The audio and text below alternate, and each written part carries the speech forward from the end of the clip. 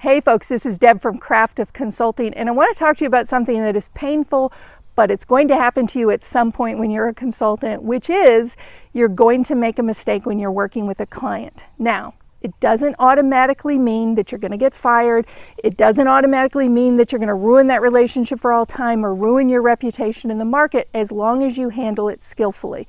Most clients understand that we're human and that we make mistakes. So depending on the size and the magnitude of the mistake you made, generally you can get back on track, but they want to see you say certain things and do certain things ultimately to try and remedy the situation.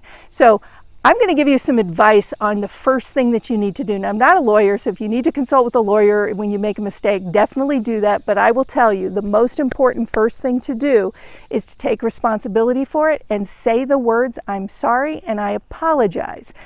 Now, that probably seems really obvious, but it isn't, sadly. I've had a lot of clients tell me that consultants, when they've made a mistake, have just tried to sweep it under the rug or bury it or reframe it in a certain way and never actually take responsibility, and it's really irritating for most clients. So, say the words, say them clearly, don't apologize for their response to it. Actually take ownership and say, "I'm sorry and I apologize."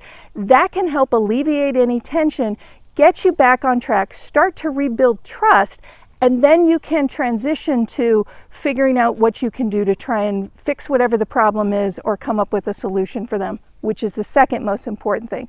Now, if you want to hear me talk more about this, I go a little bit deeper into this because I actually had a listener on my podcast ask me, what do I do if I make a mistake? So on episode 14, I go into it a little deeper and I answer a second question, which is, what if I'm negotiating for a contract with a client and we just keep going round and round because it's really clear that they don't know exactly what they want? And so it's a really long and laborious process of trying to figure out what's in the contract. How do you handle that? And I answer that in the podcast. So listen to episode 14. Hopefully this was helpful and you will enjoy the magical nature of an apology. And I'll talk with you next time. Thanks. Bye-bye.